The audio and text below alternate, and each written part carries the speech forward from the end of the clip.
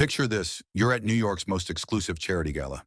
Cameras everywhere, the city's elite watching, and then it happens, a tech billionaire violently shoves his pregnant wife in front of 300 witnesses. The video goes viral instantly, case closed, right wrong, because what looked like justice was actually the beginning of the most twisted game of psychological warfare you've ever heard. Within days, the victim becomes the villain. The pregnant wife is arrested on drug charges. Her best friend dies in a mysterious car accident. Everything she thought was real turns out to be a lie. But here's what her billionaire husband didn't know: she had allies he never saw coming, and a strength he never imagined. This is the story of how one woman's worst night became a powerful man's last mistake, how a small-town teacher took down a killer with his own arrogance, and how sometimes the people who seem most powerless are actually the most dangerous of all. Trust me, you need to hear this story. The marble floor of the Manhattan Grand Ballroom was unforgiving. Sarah Martinez Sterling felt the cold stone against her cheek as 300 of New York's elite stared down at her in stunned silence. Blood trickled from her split lip, and her 6-month pregnant belly ached from the impact. Above her, her husband Jonathan Sterling stood frozen, his hand still extended from the vicious shove that had sent her tumbling. The silence stretched like a taut wire until someone whispered, "Did he just push his pregnant wife?" Camera flashes erupted like lightning, capturing the moment that would destroy everything Sarah thought she knew about her life. But to understand how a former small-town teacher from Texas ended up bleeding on a ballroom floor, we need to go back 3 hours earlier. Sarah had been standing in their penthouse bathroom, hands trembling as she held Jonathan's second phone. The device had fallen from his tuxedo pocket, and when it buzzed with an incoming message, her world shattered. The text was from Madison Cross, the blonde influencer who had been circling their social events like a vulture. "Can't wait to feel you inside me tonight, baby. Wear the cologne I bought you." Sarah's knees buckled. She gripped the marble vanity, her wedding ring catching the light mockingly. This wasn't just a recent affair. Scrolling through the messages, she realized it had been going on for 8 months, since their honeymoon. "You okay in there, honey?" Jonathan's voice called from the bedroom, smooth and concerned. The same voice that had whispered sweet promises during their wedding vows 18 months ago. Sarah stared at her reflection. At 28, she still looked young, though pregnancy had softened her features. Her dark hair was pulled into an elegant updo, her makeup flawless for tonight's charity gala. She looked like the perfect billionaire's wife. She felt like a fool. Her phone rang. Elena Martinez, her mother. "Mija, we have a problem." Elena's accented voice was tight with worry. "The health department just revoked our permits. All 3 restaurants. They're saying we have violations that don't exist." Sarah's blood ran cold. "What kind of violations?" "Fabricated ones. Someone with money and influence is targeting us." The inspector, he wouldn't look me in the eye. "This is connected to Jonathan, isn't it?" Sarah closed her eyes.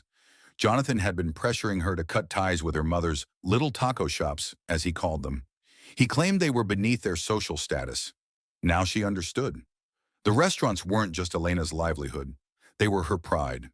Jonathan was systematically destroying Sarah's support system. "Don't worry, Mama. I'll handle this." "Be careful, Mija. Men like him, they don't let go easily." Sarah hung up and returned to the bedroom where Jonathan was adjusting his bow tie. He looked devastating in his custom tuxedo, every inch the successful tech mogul who had revolutionized social media platforms. His dark hair was perfectly styled, his green eyes sharp and calculating. "You look beautiful," he said, moving to kiss her forehead, the same lips that had been on Madison Cross. "Thank you," Sarah managed, allowing him to guide her toward the door. The ride to the gala was torture. Jonathan's hand rested possessively on her thigh while he made phone calls about his latest acquisition. Sarah stared out the window at the glittering city lights, planning her escape. She had money saved from her teaching days, carefully hidden in an account Jonathan didn't know about. She could disappear, start over somewhere far away. "By the way," Jonathan said as they pulled up to the ballroom, "Madison will be there tonight. Her PR firm is handling the charity's social media campaign." Sarah's stomach dropped. "I see. I hope you'll be civil. Business is business."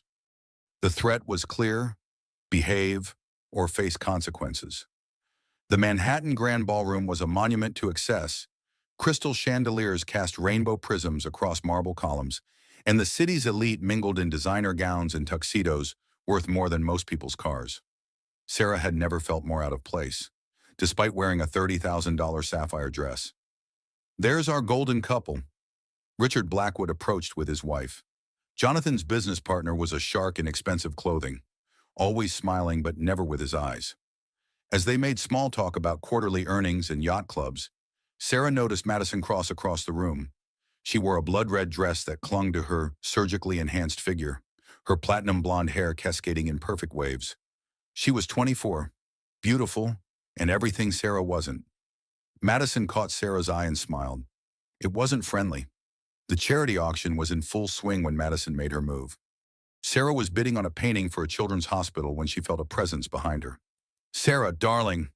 Madison's voice was honey over broken glass. "You look so maternal tonight. Pregnancy suits you." Sarah turned, forcing a smile. "Thank you, Madison. I just wanted to tell you how much Jonathan talks about you." Madison's blue eyes glittered with malice. "He says you're such a dedicated wife. So understanding." The words were calculated strikes. Around them, other guests had begun to notice the interaction, phones discreetly recording. "I'm sure he does," Sarah replied evenly. Madison moved closer, lowering her voice so only Sarah could hear. "He tells me everything. You know, about how you cry at night when you think he's asleep, about how you beg him to touch you, but he can't stand the sight of your pregnant body." Sarah's composure cracked. "Excuse me, he says you're desperate, pathetic. That keeping you around is just good for his image until the baby comes?" Madison's smile was poison. "After that, well, accidents happen to lonely wives all the time." The threat was clear, and Sarah felt ice water flood her veins. This wasn't just about an affair. This was about replacement. Jonathan appeared beside them, his arm sliding around Sarah's waist. "Ladies, are we having a good time?" "Wonderful," Madison purred. "I was just telling Sarah how lucky she is to have such a devoted husband."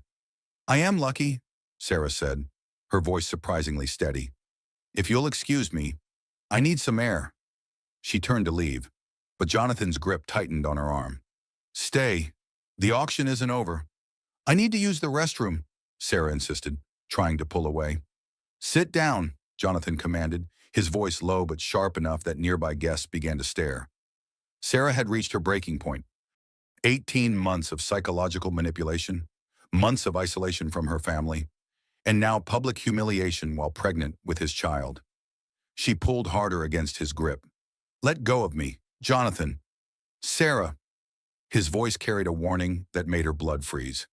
Madison, sensing opportunity, moved closer. "Maybe she's feeling emotional. You know how pregnant women get hormonal." The condescending laugh that followed was Sarah's breaking point. She yanked her arm free and took a step backward. "Don't you dare touch me again." The ballroom had gone quiet around them. 300 guests watched as Jonathan Sterling's perfect marriage imploded in real time. Jonathan's face darkened with rage. "You're embarrassing us." "I'm embarrassing us." Sarah's voice rose. "Your mistress just threatened me, and I'm the embarrassment." Gasps rippled through the crowd. Someone whispered, "Did she just say mistress?" Jonathan lunged forward, intending to grab Sarah's arm and force her into compliance. But his fury made him clumsy. Instead of grasping her wrist, his palm connected with her shoulder in a violent shove. Sarah, off balance from her pregnancy and wearing heels, pinwheeled backward. Her hands grabbed desperately for something to break her fall, but found only air. She crashed down hard, her hip and shoulder taking the impact as her head snapped back against the marble. The silence that followed was deafening. Then chaos erupted. Women screamed. Men shouted. Camera flashes exploded like strobe lights, capturing every angle of Sarah's fall and Jonathan's stunned expression. Blood trickled from Sarah's split lip as she struggled to sit up, one hand instinctively protecting her belly. The baby kicked frantically inside her, as if sensing the danger. "Someone call an ambulance," a voice shouted. "EP or—" "I'm fine," Sarah whispered, though she wasn't sure if that was true. Sharp pain radiated from her hip, and she felt dizzy. Jonathan knelt beside her, his face a mask of panic. Sarah, oh God, I'm sorry. It was an accident. You stumbled. But it was too late. 50 phones had captured the moment. The video would be viral within minutes, shared across every social media platform with devastating hashtags. Billionaire assaults pregnant wife. Domestic violence in real time. The man who built his fortune on social media platforms had just destroyed himself on those same platforms. Sarah looked up at her husband and saw not remorse, but calculation. He was already planning damage control, crafting the narrative that would paint her as hysterical and unstable.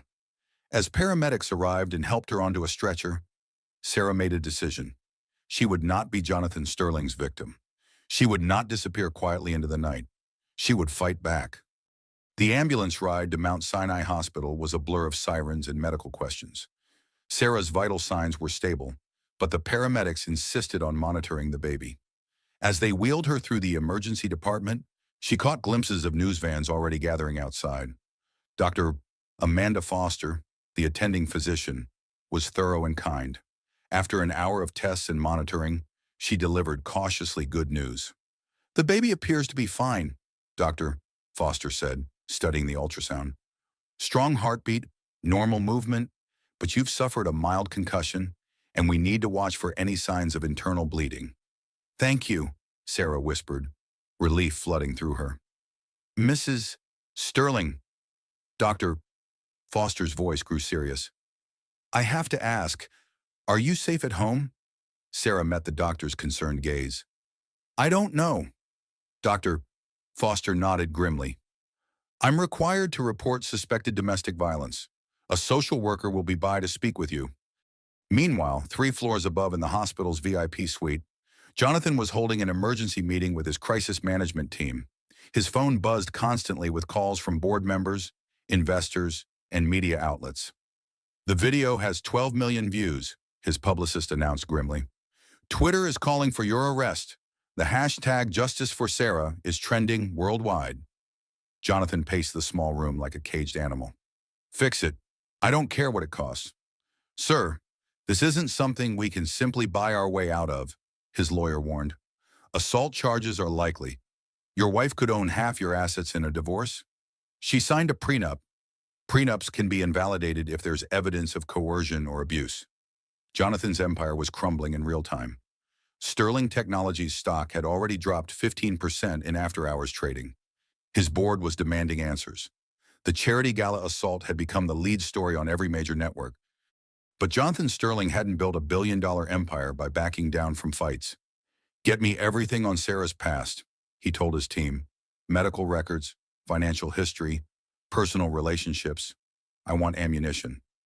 Back in the emergency room, Sarah was meeting with Detective Maria Rivera, a veteran investigator specializing in domestic violence cases.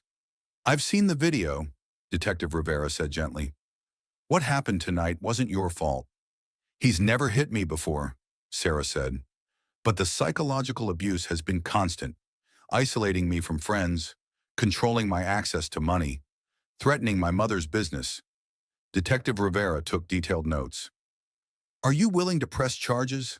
Sarah thought of the baby growing inside her, of the life she wanted to build away from Jonathan's toxicity. "Yes. I have to warn you, Mrs. Sterling, your husband has significant resources. This won't be easy." "I understand." What Sarah didn't understand was just how ruthless Jonathan could be when cornered. The next morning, Sarah woke in her hospital bed to find her best friend David Chen sitting in the visitor's chair. David was an investigative journalist for the Washington Post, and his expression was grim. "I came as soon as I heard," he said, squeezing her hand. "The whole world is talking about this." "I never wanted it to be public," Sarah said. "Sometimes the world needs to see the truth," David replied. "I've been digging into Jonathan's background. There are patterns. Sarah, his first wife died in a suspicious car accident 2 years before he met you." Sarah's blood chilled. "What are you saying?" "I'm saying Jonathan Sterling is more dangerous than we realized." As if summoned by their conversation, Jonathan appeared in the doorway. He looked haggard, his usually perfect appearance disheveled. "Sarah, thank God you're okay," he said, rushing to her bedside.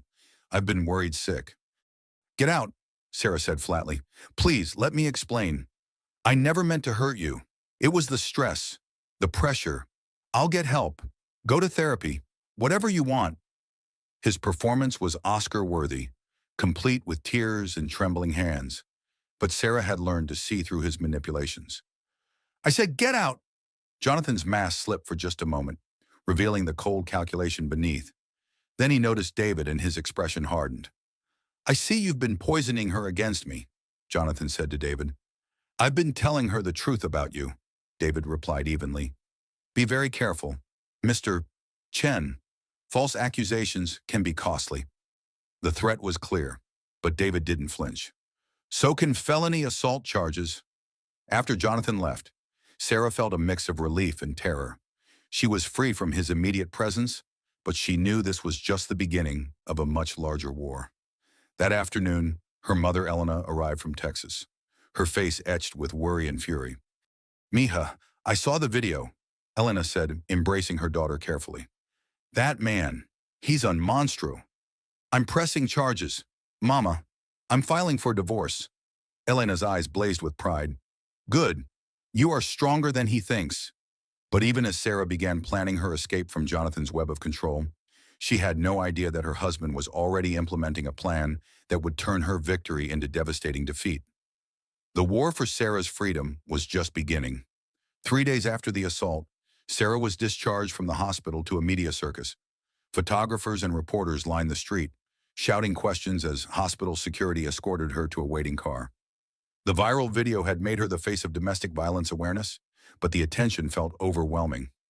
She had moved into a small apartment in Brooklyn, far from the Manhattan penthouse she had shared with Jonathan.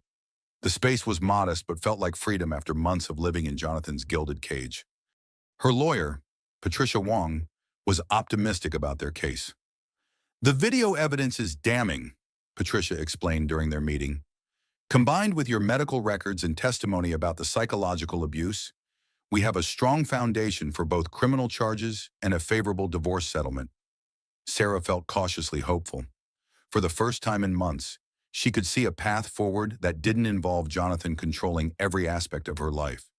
That hope was shattered at 3 in the morning when her apartment door exploded inward. NYPD search warrant.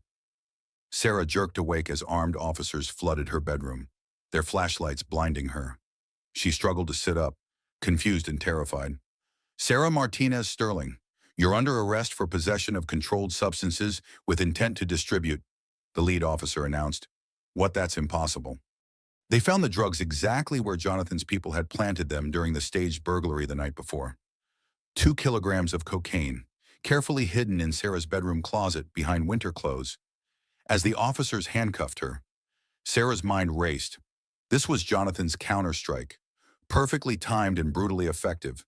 The arrest would be front-page news by morning, destroying her credibility and painting her as an unstable drug dealer who had fabricated abuse allegations. The perp walk was Jonathan's masterstroke. Photographers captured every angle as officers led a pregnant Sarah from her building in handcuffs. The images would dominate news cycles and social media, replacing sympathy with suspicion. At the police station, Detective Rivera looked genuinely troubled as she read Sarah her rights. I don't understand this, Rivera said privately. These drugs weren't there when we searched your apartment after you filed the complaint. Because Jonathan planted them, Sarah said. You have to believe me. But belief wasn't enough.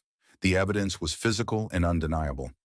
Sarah's bail was set at $500,000, an amount she couldn't afford now that Jonathan had frozen their joint accounts. The media narrative shifted overnight. Headlines screamed about the drug dealer wife who had staged her own assault for sympathy. Social media exploded with conspiracy theories and victim blaming. The hashtag that had supported her now turned against her. Jonathan held a press conference from the steps of their penthouse building, flanked by his legal team. I am devastated to learn about my wife's addiction, he said, his voice heavy with manufactured sorrow. I've been trying to get her help for months, but she refused treatment. Now I understand why she became increasingly unstable and paranoid. It was a masterful performance.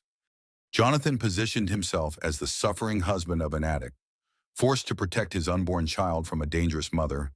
In her jail cell, Sarah felt the baby kick and wondered if this was how Jonathan's first wife had felt before her accident. isolated, discredited, and completely at his mercy. But Sarah had one advantage Jonathan didn't know about. David Chen was already investigating, and he was about to uncover something that would change everything. David worked around the clock, following every lead he could find about Jonathan's past. His investigation led him to California, where Jonathan's first wife, Rebecca, had died in a single-car accident on a winding mountain road. The local sheriff who had handled the case was now retired, but he agreed to meet David at a small diner outside Napa Valley. "That crash never sat right with me," Sheriff Tom Bradley admitted over coffee. Rebecca Sterling was an experienced driver, knew those roads like the back of her hand.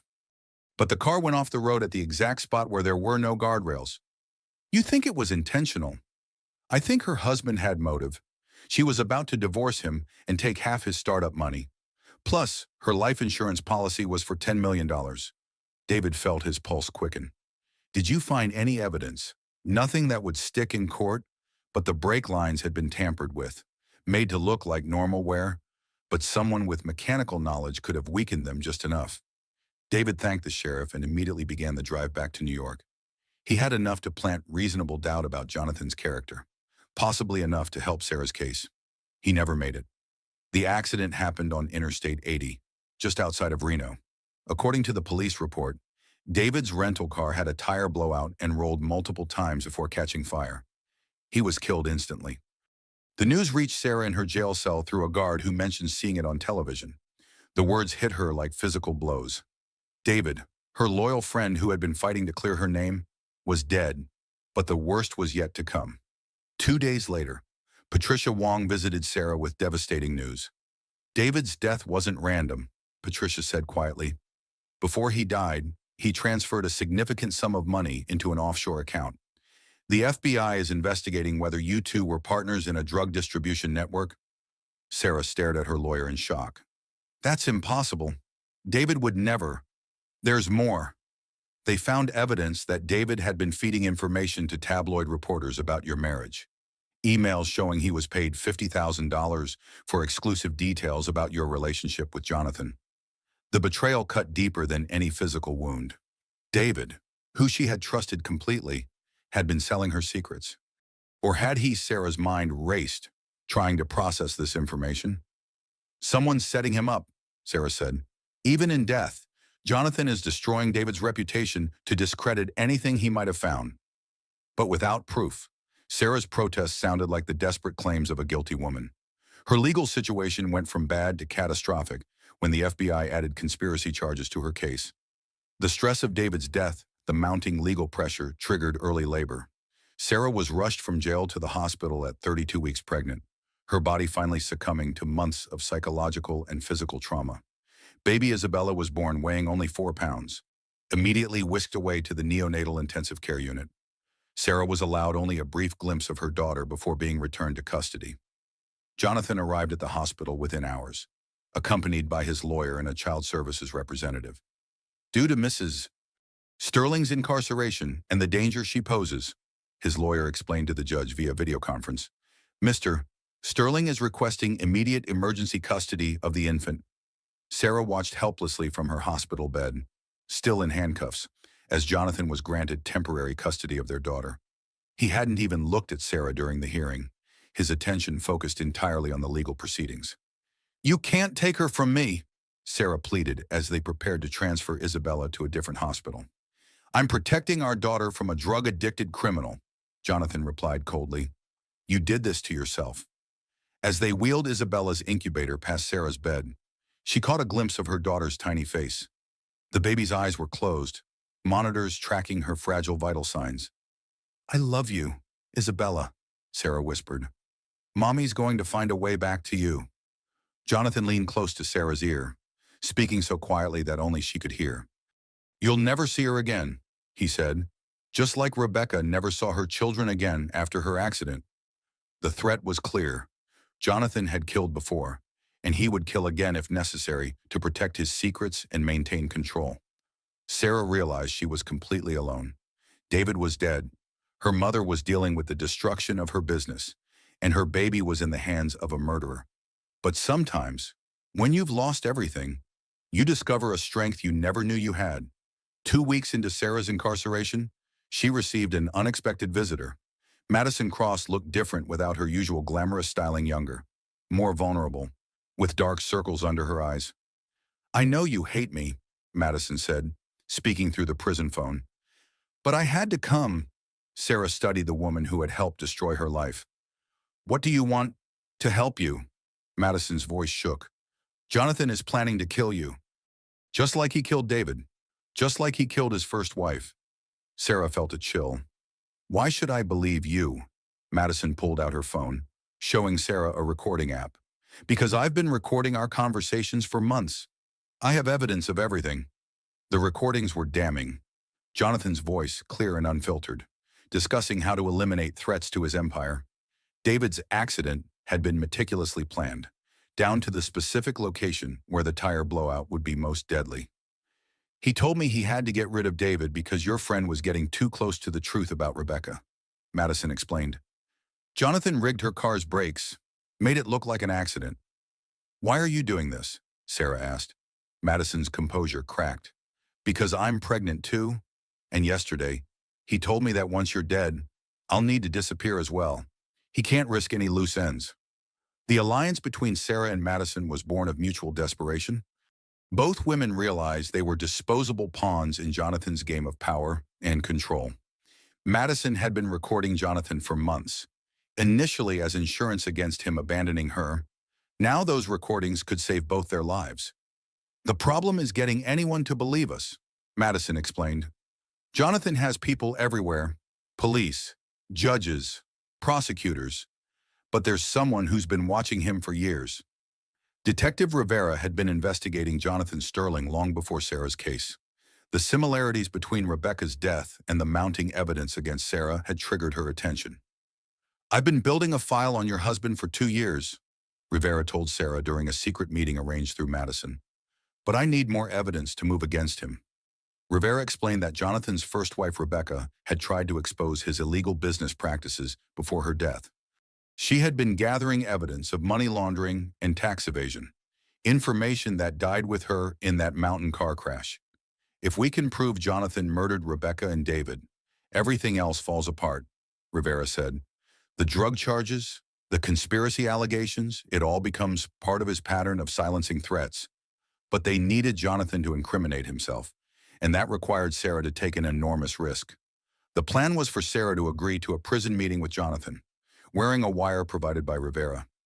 They would need him to confess to David's murder or threaten Sarah directly. "He's arrogant enough to gloat," Rivera explained. "Men like Jonathan can't resist explaining how clever they are."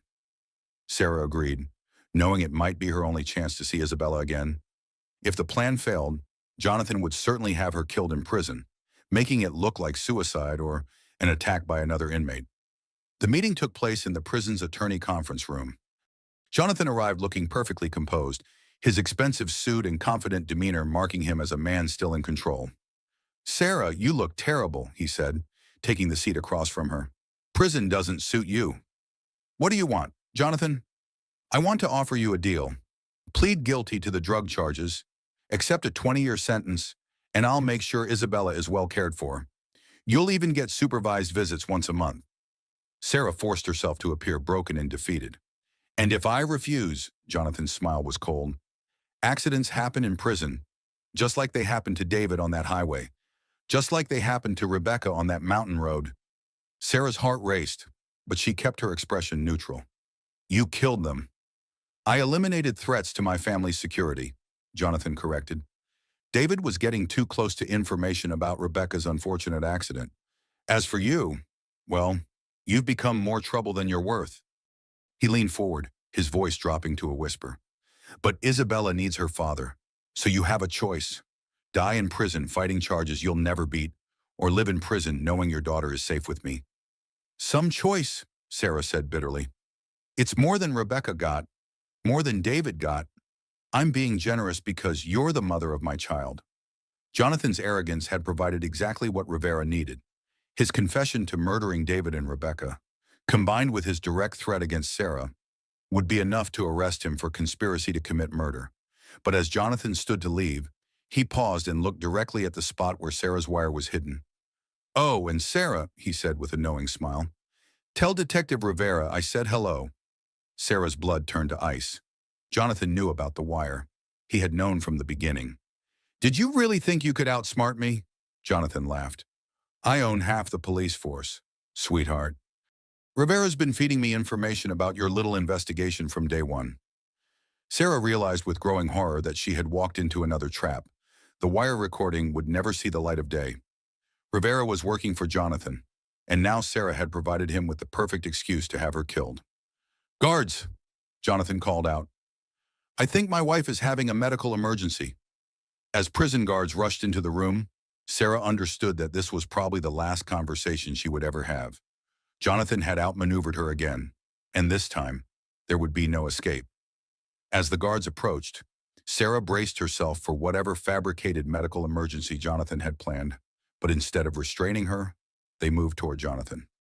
Jonathan Sterling, you're under arrest for conspiracy to commit murder, the lead guard announced, producing handcuffs. Sarah stared in shock as Jonathan's confident expression crumbled into confusion and rage. This is impossible, Jonathan snarled. Rivera works for me. Actually, he doesn't, a familiar voice said from the doorway. Detective Rivera entered, but she wasn't alone. Behind her came a woman Sarah didn't recognize, tall, with graying hair and sharp eyes that missed nothing. Mr. Sterling, meet FBI Special Agent Catherine Morse, Rivera said. She's been running a joint task force investigating your criminal enterprises for the past 3 years. Agent Morse stepped forward with grim satisfaction. Thank you for the confession. Mr. Sterling, we have it all on record. Sarah looked around in bewilderment. I don't understand. The wire was real, Rivera explained, but not the one you knew about. Agent Morse has been monitoring this facility for weeks, recording all conversations in this room. We've been building a case against your husband's entire organization. Jonathan's face had gone pale. This is entrapment. Nothing you recorded will be admissible. Actually, it will, Agent Morse replied, because Madison Cross has been working with us for 2 months. She approached us after Jonathan threatened her life. The pieces began falling into place for Sarah. Madison's visit, the recordings, even the prison meeting, it had all been orchestrated by federal agents building a case against Jonathan. Madison's recordings gave us enough evidence to obtain federal warrants. Agent Morse continued, we've been monitoring your communications, your financial transactions, and your criminal associates. Today's confession was just the final piece we needed. As federal agents led Jonathan away in handcuffs, he turned back to Sarah with pure hatred in his eyes. This isn't over, he threatened. I have people everywhere. You'll never be safe. But his words rang hollow now. The man who had seemed all-powerful was just another criminal being processed by the justice system. Agent Morse sat down across from Sarah as the room cleared. The charges against you are being dropped, she said. The drugs were planted by Jonathan's people, just as you claimed. David Chen was murdered because he discovered evidence of Rebecca Sterling's death. We found the mechanic Jonathan paid to sabotage her car. Sarah felt overwhelmed by relief and grief. David was innocent. Completely. The evidence suggesting he betrayed you was fabricated after his death. Your friend died trying to save you. Tears flowed freely as Sarah absorbed the magnitude of Jonathan's manipulation. He had turned her against David, even in death, making her question one of the few people who had truly tried to help her. What happens to Isabella? Sarah asked. You'll have full custody as soon as the paperwork is processed, Agent Morse assured her. Jonathan's parental rights are being terminated due to his criminal convictions. Within hours, and Sarah was released from prison. The media circus that had condemned her now scrambled to report her vindication. The same news outlets that had called her a drug dealer now praised her courage in exposing a murderer. But Sarah wasn't thinking about vindication or public opinion. She was thinking about holding her daughter. Isabella had grown in the weeks since Sarah had last seen her. At 6 weeks old, she was still tiny but no longer fighting for every breath. When the nurses placed her in Sarah's arms, Isabella's eyes opened and seemed to focus on her mother's face. Hello, baby girl, Sarah whispered. Mommy's here. Mommy's never leaving you again. The reunion was captured by hospital photographers, but this time the images showed joy instead of trauma. Mother and daughter, finally safe and together. Madison visited them the next day, looking nervous but determined. I know I can never make up for what I did, Madison said quietly. "But I want you to know that helping bring down Jonathan was the first decent thing I've done in years." Sarah studied the younger woman, seeing past the artificial beauty to someone who had also been manipulated and used. "We were both his victims," Sarah said finally. "What matters is that you found the courage to do the right thing in the end." Madison nodded, tears in her eyes. "I'm leaving New York. Starting over somewhere, Jonathan's influence can't reach me." "Good luck," Sarah said, and meant it. As Madison left, Sarah reflected on how many lives Jonathan had damaged in his pursuit of power and control. But his reign of terror was finally over. The trial would come later. With its parade of witnesses and evidence, Jonathan would face justice for his crimes. But for now, Sarah was content to hold her daughter and plan their new life together.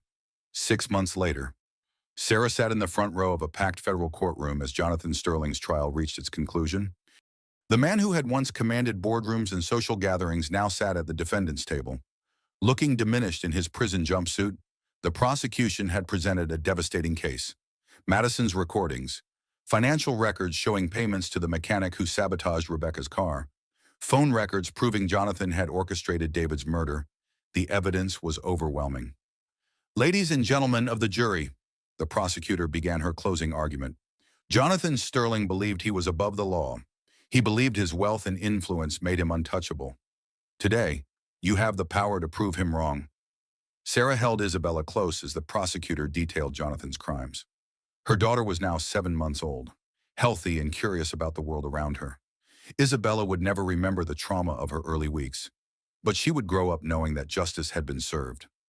The defense attorney made a half-hearted attempt to suggest that Jonathan was the victim of a conspiracy by vindictive women, but the evidence was too strong, the pattern of behavior too clear.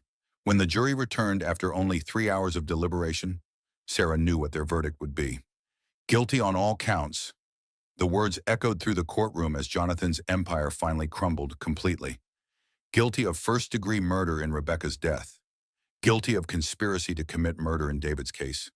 Guilty of assault, domestic violence, drug trafficking, and money laundering. Judge Martinez, a stern woman with no tolerance for wealthy defendants who believed they were above consequences, handed down the maximum sentence. "Mr. Sterling, you used your wealth and influence to destroy lives and silence those who threatened your carefully constructed image," the judge said. "You showed no mercy to your victims, and this court will show no mercy to you. I sentence you to life in prison without the possibility of parole." Jonathan's composure finally cracked. As bailiffs approached to lead him away, he turned towards Sarah with desperate fury. "This isn't justice," he screamed. "She's nothing, a small-town nobody who got lucky." Sarah met his gaze calmly, holding Isabella protectively. "I'm Isabella's mother," she said quietly. "That's everything." As Jonathan was dragged from the courtroom, still ranting about the unfairness of his fate, Sarah felt a weight lift from her shoulders. The nightmare was truly over. Outside the courthouse, reporters clamored for Sarah's statement. She had learned to handle media attention, using her platform to advocate for domestic violence survivors.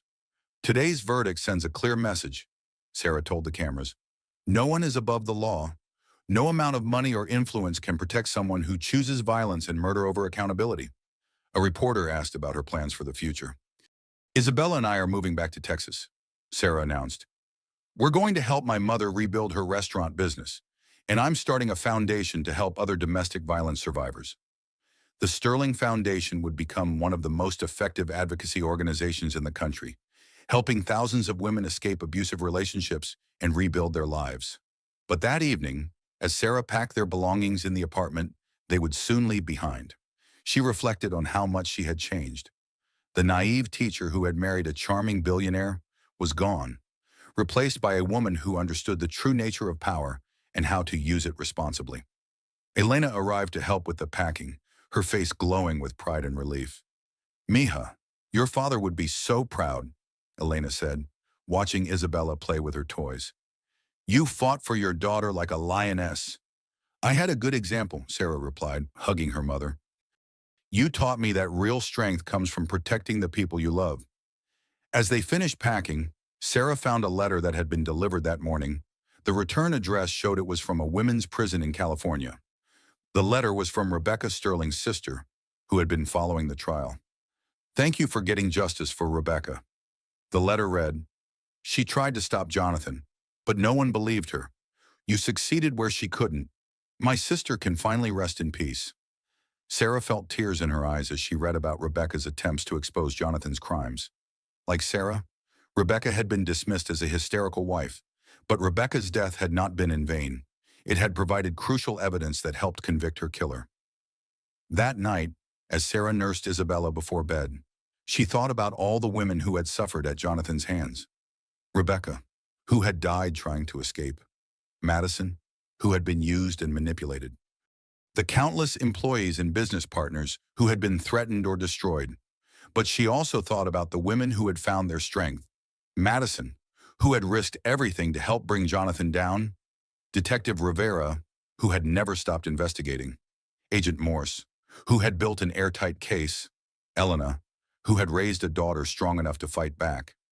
Isabella fell asleep in her arms, safe and loved and free from the shadow that had darkened her first months of life.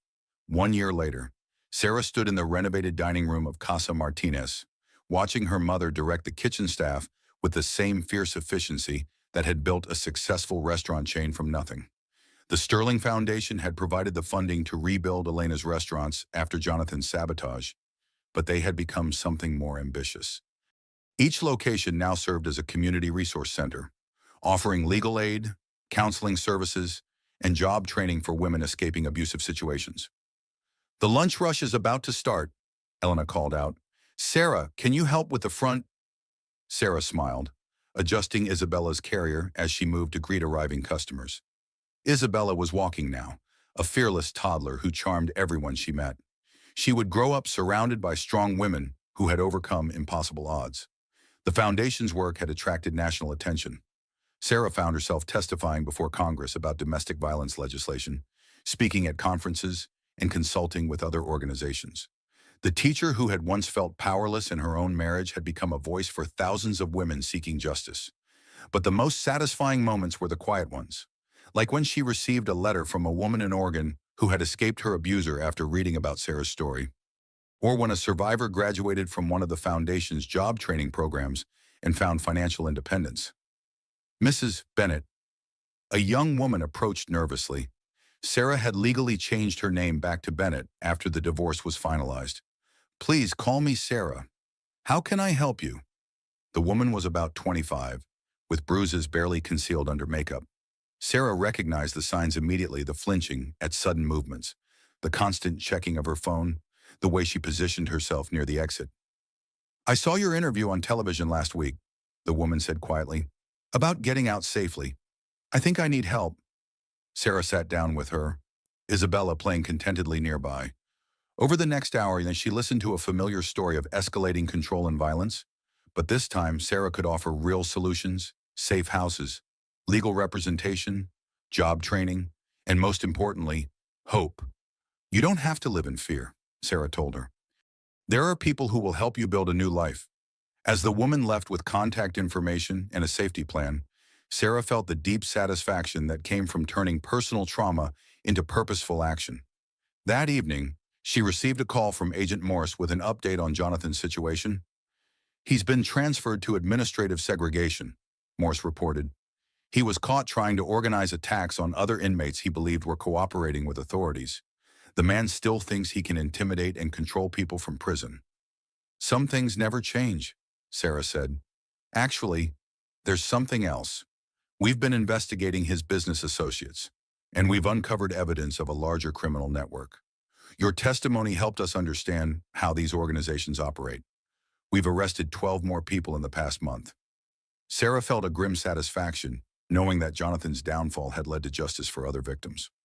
His arrogance had exposed an entire network of criminals who had believed themselves untouchable. After the call, Sarah walked through the house she had bought near her mother's restaurants. It was modest compared to the Manhattan penthouse, but it felt like home in a way that luxury prison never had. Isabella was asleep in her crib, surrounded by pictures of the extended family who loved her Elena. Detective Rivera, who had become like an aunt. Even Madison, who sent birthday cards from her new life in Oregon. Sarah checked her email before bed and found a message that made her smile. It was from a documentary filmmaker who wanted to tell her story, but with a focus on the survivors and advocates who had helped bring down Jonathan's network. This isn't just about one woman's escape, the filmmaker wrote. It's about how a community of survivors can create change that protects others.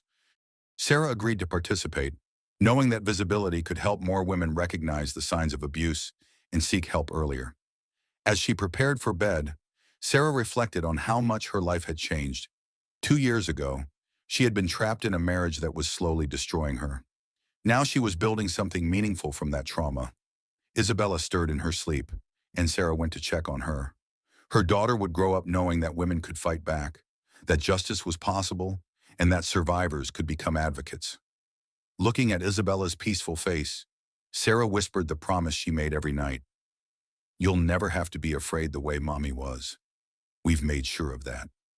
5 years had passed since the night Jonathan Sterling shoved his pregnant wife at a charity gala, and Sarah Bennett had built a life beyond anything she had imagined possible during those dark months of abuse and manipulation. The Sterling Foundation now operated in 23 states, with a network of safe houses, legal aid clinics, and job training centers that had helped over 10,000 women escape abusive relationships. Sarah's story had become a touchstone for the domestic violence awareness movement, but she had ensured the focus remained on practical solutions rather than personal celebrity. Isabella, now 6 years old, was a bright, confident child who attended the small private school Sarah had helped establish near Casa Martinez. The school specialized in supporting children from traumatic backgrounds, offering therapy and enrichment programs alongside traditional academics. "Mama, why are all those people coming to see you today?" Isabella asked as they prepared breakfast in their comfortable home. Sarah smiled, tying her daughter's shoelaces. "Remember how we talked about helping other families who are scared today? Some very important people are coming to learn about our work so they can help families in other places." The delegation included members of Congress, officials from the Department of Justice, and advocates from across the country. They were visiting to see how the Sterling Foundation's integrated approach to domestic violence intervention could be replicated nationally. Elena, now 70 and still formidable despite her age, had prepared a traditional Mexican lunch for the visitors. Her restaurants had become models for how businesses could support survivors while remaining profitable. "These politicians, they talk too much and do too little," Elena muttered as she checked the preparation. "But your foundation shows them results they cannot ignore."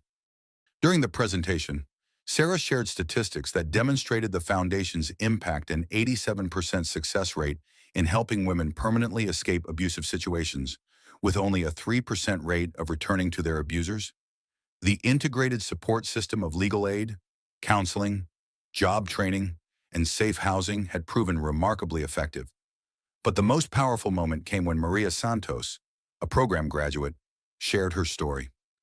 "2 years ago, I was living in my car with my 3 children because my husband had drained our bank accounts and threatened to kill me if I tried to leave," Maria said.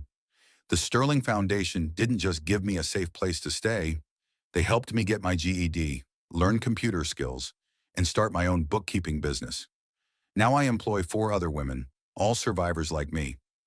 The congressional representative from Texas, a woman who had initially been skeptical of federal funding for domestic violence programs, was visibly moved. "This isn't charity," the representative said. "This is economic development. You're turning trauma into productive citizens and taxpayers." After the delegation left, Sarah found a quiet moment to visit David Chen's memorial garden behind the main restaurant. She had established the space in honor of her friend, filled with his favorite flowers and a simple plaque reading, "David Chen, truth teller and loyal friend." "We got justice for you," she said quietly, as she did whenever she visited. "And we're making sure other people get the truth when they need it most." A text message interrupted her reflection. It was from Madison Cross, now Madison Thompson, who had married a kind rancher in Oregon and started a family of her own. "Saw the news coverage of your congressional presentation. So proud of what you've built. Hope Isabella is doing well. My little boy asks about his Aunt Sarah all the time." Sarah smiled. Madison had become an unexpected friend, someone who understood the particular trauma of being manipulated by Jonathan Sterling. Her redemption arc had been genuine and hard-won. That evening, as Sarah tucked Isabella into bed, Her daughter asked the question that had been coming more frequently. Mama, will you tell me about my daddy sometime? Sarah had been preparing for this conversation, consulting with child psychologists about how to explain difficult truths in age-appropriate ways. Your daddy made some very bad choices that hurt people, Sarah said carefully. He's in prison now, where he can't hurt anyone else. But you know what? You have so many people who love you. Abuela Elena, Aunt Maria, Detective Rivera, and me most of all. Even will I ever meet him? That's something we can talk about when you're older and can understand more about why adults sometimes do harmful things. Right now, your job is just to be a kid and know that you're safe and loved. Isabella seemed satisfied with this answer, already distracted by the book Sarah was reading to her. Later that night, Sarah received a call from Agent Morse with news that brought their story full circle. Jonathan Sterling died in prison today, Morse reported. Natural causes heart attack. The warden said he'd been increasingly agitated lately, obsessing over news coverage of your foundation's success. Sarah felt a complex mix of emotions. Relief that Isabella would never have to worry about her father trying to contact her. Sadness for the waste of a life that could have been lived differently. But mostly, a sense of closure. Thank you for letting me know, Sarah said. There's something else. He never stopped trying to hurt you, even from prison. We intercepted several letters he'd written to various criminal contacts, asking them to teach you a lesson. He was a dangerous man until the very end. After the call, Sarah stepped onto her back porch and looked up at the Texas stars. Jonathan Sterling's story was finally over. But the movement he had inadvertently created through his cruelty would continue long after his death. The next morning brought news that the congressional delegation had agreed to fund a national expansion of the Sterling Foundation model. Over the next 5 years, they would help establish similar programs in all 50 states. As Sarah shared the news with her team, she thought about the ripple effects of that terrible night at the charity gala. Jonathan's moment of public violence had exposed him to justice, but it had also created a movement that would protect countless other women. Isabella ran up to her with a drawing she had made in school, a picture of their house surrounded by all the people who loved them. This is our family, Isabella explained proudly. Looking at the drawing, Sarah saw Elena in her kitchen, Detective Rivera in her police uniform, Madison and her family in Oregon, Maria and the other program graduates, and dozens of other faces representing the community they had built. Jonathan Sterling had tried to isolate and control one woman. Instead, he had created a network of survivors and advocates who would spend their lives ensuring that other women never faced their trauma alone. Yes, baby, Sarah said, hugging her daughter close. This is our family, and it's still growing. The story that began with one woman's humiliation had become a legacy of courage, proving that sometimes the worst moments in our lives can become the foundation for our greatest contributions to the world. In the end, Jonathan Sterling's true legacy wasn't the empire he built or the fear he inspired.